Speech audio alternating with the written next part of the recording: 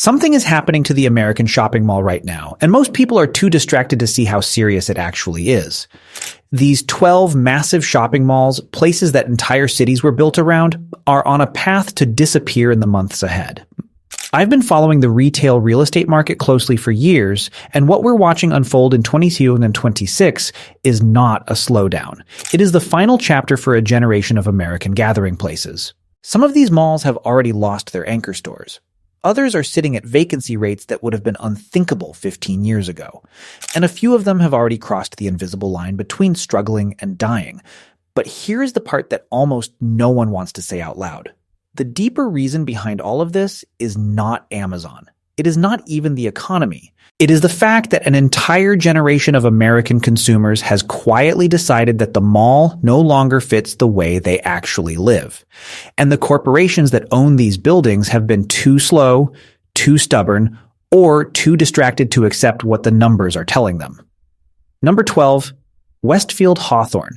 Located in Vernon Hills, Illinois, Westfield Hawthorne used to be one of those malls that felt like it had everything.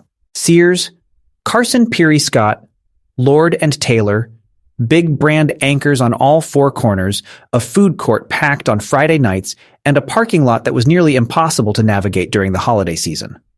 For families living in the northern Chicago suburbs, this was the default destination. You did not think about going somewhere else. You just went to Hawthorne.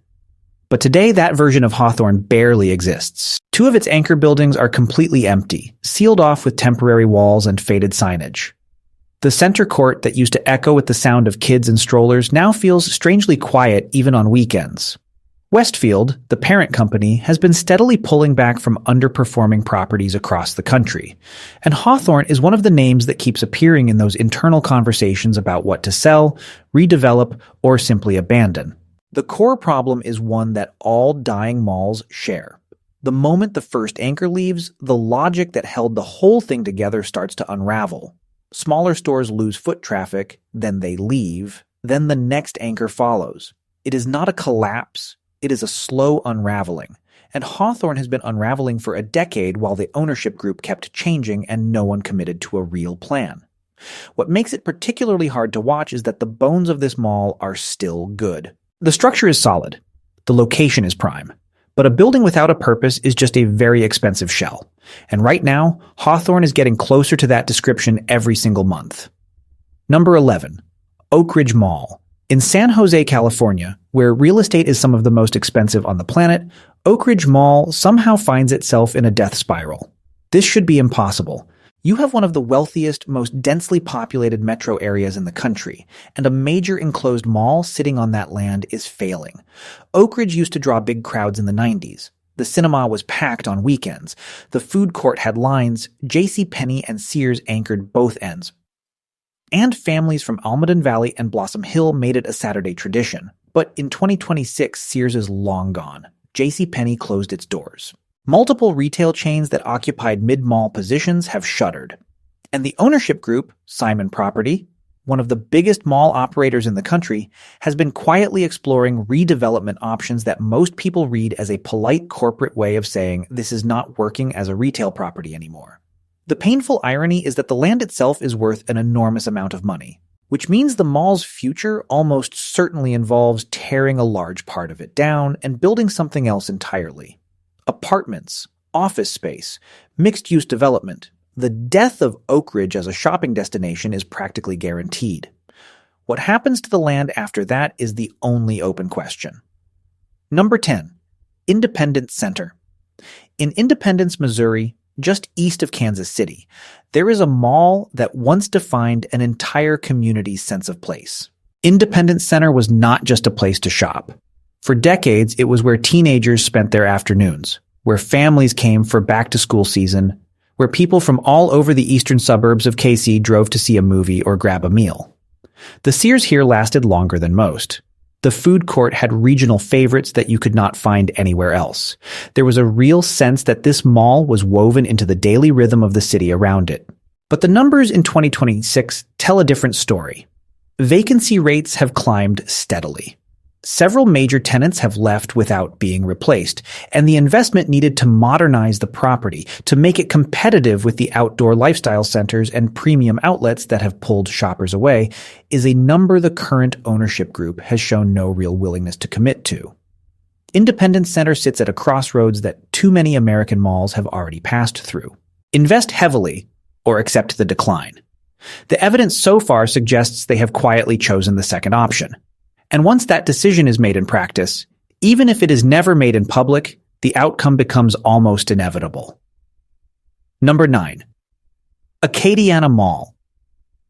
In Lafayette, Louisiana, Acadiana Mall sits in the heart of Cajun country, and for a long time it was one of the most important commercial anchors in the entire region. This was the mall for a huge stretch of south-central Louisiana. People drove from Opelousas, from New Iberia, from Breaux Bridge. Because Acadiana had what smaller towns did not. Big department stores, national chains, and that feeling of being connected to the wider American retail world.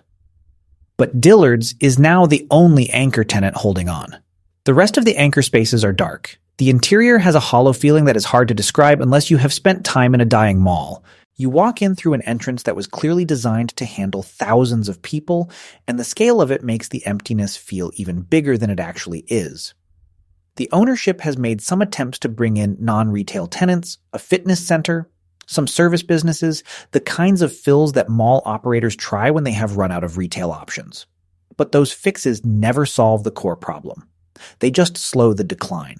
Acadiana Mall is one of the clearest examples of what happens when a regional retail anchor loses its reason to exist and nobody in a position of power has the courage or the capital to reinvent it. Number 8. Pierre Bossier Mall. Across the state line in Bossier City, Louisiana, the Pierre Bossier Mall is going through a version of the same crisis. This mall was built in the 1980s, and for years it served the Shreveport-Bossier City Metro as a solid regional shopping destination. Nothing flashy, but dependable. The kind of mall where you knew what you were going to get. But dependable is not a word that protects a mall when the structural forces of retail change come crashing in. JCPenney closed here. Sears closed here. The vacancy now is significant enough that walking through certain wings of the mall feels like touring a building that is being slowly reclaimed by silence. What makes Pierre Bossier's situation particularly bleak is the geography. Shreveport-Bossier City is not a growth market. The population is flat. The retail spending base is not expanding, so any argument that patient investment will eventually be rewarded by new consumer demand is very hard to make with a straight face. The mall is not just losing tenants, it is losing relevance in a market that does not have the economic engine to pull it back. That is a different kind of problem than what malls face in growing cities, and it is a harder one to solve. Number 7. Metro Center Mall. In Phoenix, Arizona, Metro Center Mall has one of the more dramatic fall from grace stories in American retail history. In the 1970s and 1980s, this place was genuinely iconic. It was one of the largest malls in the country. It appeared in movies. It was a cultural institution for an entire generation of Phoenix residents. Michael J. Fox filmed scenes in the parking lot of a movie that teenagers across America watched dozens of times. For people who grew up in the Valley in the 80s, Metro Center was not just a mall. It was a place with a specific emotional gravity. But the years were not kind. The neighborhood around Metro Center changed. Anchor tenants left one by one. The last major anchors closed. The ownership struggled to find a path forward. By the early 2020s, the mall was more than half empty, and the Phoenix city government was involved in discussions about what to do with the property, which is almost never a good sign for a retail future. The redevelopment plans that have been floated involve tearing down significant portions of the mall entirely. What rises in its place will not be a shopping center. Metro Center as a mall is essentially already gone. What the community is mourning now is the physical building, the last visible reminder of what that place once meant. Number 6. Southridge Mall. In Greendale, Wisconsin, just south of Milwaukee, Southridge Mall has been on the wrong side of a long, quiet slide for years. This mall was, for decades, the premier shopping destination for the entire south side of the Milwaukee metro. Boston Store anchored one end. Sears was on the other. JCPenney was in the middle. The food court was a genuine social hub for teenagers from Greendale, Greenfield, Franklin, and Oak Creek. If you grew up in that part of Wisconsin in the 1990s, Southridge is where you spent your birthday money. But Boston Store is gone, absorbed in a chain-wide liquidation that wiped out an entire piece of the Wisconsin retail identity.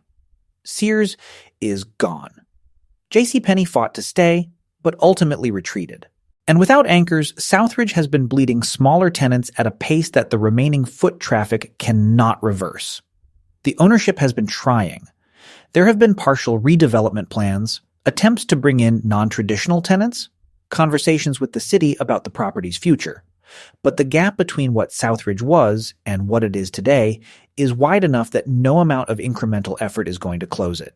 This is a mall that needed a complete reinvention 5 years ago. Getting there now is a much heavier lift. Number 5. Century Southridge Mall. In West Mifflin, Pennsylvania, right outside Pittsburgh, Century 3rd. Mall is one of the most haunting examples of mall decline in the entire country. At its peak in the 1980s, Century 3 was one of the largest malls in Pennsylvania. It was a regional destination that drew shoppers from across the Pittsburgh metro and beyond. 4 major anchors. Hundreds of stores. A food court that was genuinely overwhelming in its size and variety.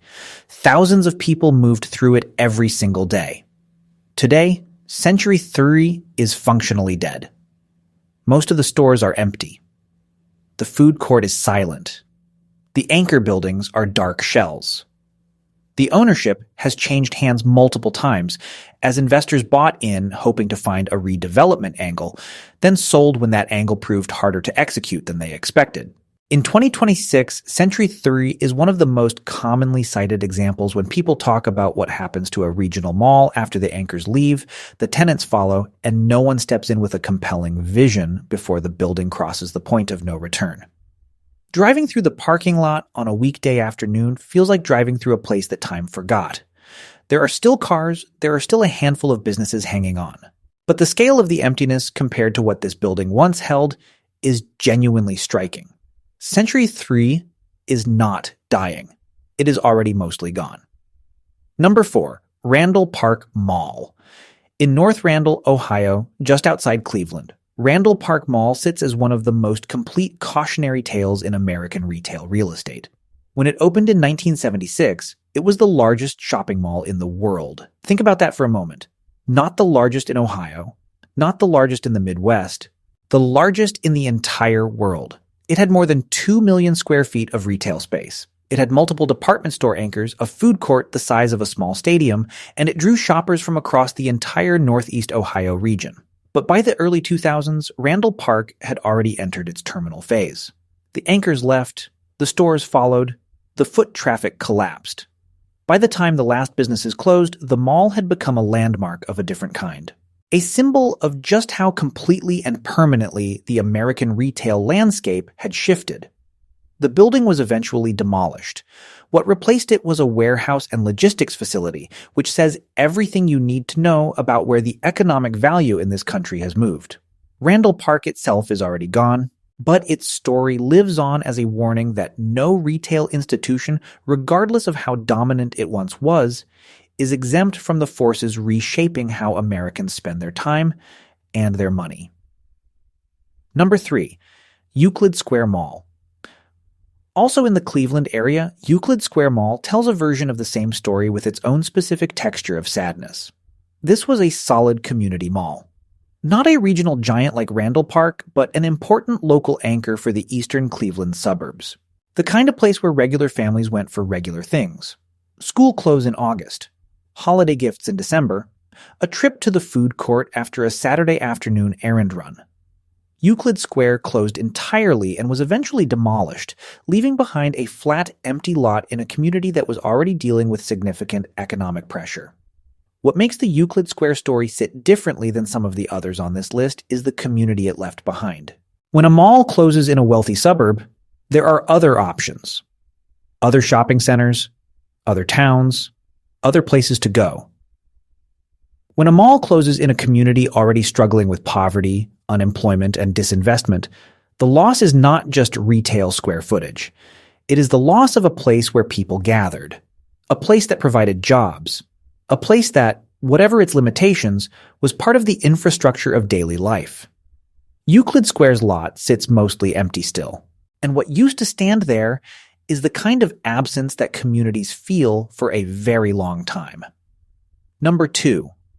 Rolling Acres Mall. In Akron, Ohio, Rolling Acres Mall became one of the most photographed dead malls in America.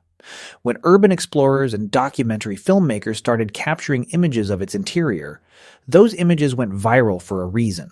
The pictures showed something genuinely eerie. Ceiling tiles collapsed and fallen to the floor, plants growing up through cracks in the terrazzo, chain store signage still hanging over empty storefronts as if the tenants had only left for the weekend and were planning to come back. The food court with its fixtures still in place, frozen at some indeterminate point in the early 2000s. Rolling Acres had been a strong community mall for decades before the decline hit. It served Akron and the surrounding region in the same way that hundreds of malls served hundreds of American communities. And then the anchors left. And the stores followed. And the foot traffic fell. And the ownership changed. And the plans to revitalize it never materialized into anything real. The building was eventually demolished after years of sitting vacant, which in some ways was a mercy for the neighborhood that had been living next to an enormous abandoned structure. But before it came down, Rolling Acres became something unexpected. It became a symbol, a physical monument to an entire era of American commercial life that is now visibly, unmistakably ending. The images of that decaying food court traveled around the world. People who had never been to Akron recognized something in those pictures that they had been feeling without having the words for it. The sense that an enormous part of the landscape they grew up with is quietly disappearing. Number 1. The Gallery at Market East. In downtown Philadelphia, the Gallery at Market East, now known as the Fashion District after a major renovation attempt, carries the most complicated and in some ways the most consequential story on this entire list. This was not a suburban mall.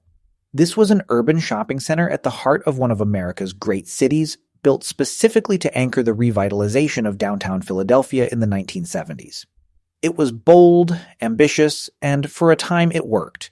The gallery brought retail back to a part of the city that had been struggling, and it did it with a design and an energy that felt genuinely forward-looking for its era. The renovation that created Fashion District Philadelphia was supposed to be the next chapter. Hundreds of millions of dollars invested. New anchors, new concepts, a modern mixed-use vision for urban retail. But by 2026, Fashion District Philadelphia is widely acknowledged to be in serious trouble. Major tenants have left. Foot traffic has not reached the levels the business model required. And the question hanging over the entire property is whether urban enclosed retail in a mid-market American city can survive at all in the current environment, regardless of how much money gets poured into it. The failure of this mall, if it comes to that, will land differently than the failure of a suburban box in a shrinking Ohio city. It will be a statement about something larger, about whether the traditional mall model has any future anywhere, in any form, in the American commercial landscape. And that is a question the entire retail real estate industry is watching very closely, because the answer will shape what gets built, what gets torn down, and what gets abandoned for the next 20 years. The decline of these 12 malls is not a collection of unrelated local stories. It is a single large story told across different communities and different geographies. The American shopping mall was one of the defining architectural and social inventions of the 20th century. It created a new kind of public space, a place that was privately owned but felt communal, a place where people gathered outside of work and outside of home in ways that had no real precedent. And for decades, that invention worked. It worked commercially, it worked socially, it became woven into the memory of an entire generation of Americans. But the forces that made it work have been dissolving for years. The anchors that drove foot traffic built their business models on assumptions that no longer hold.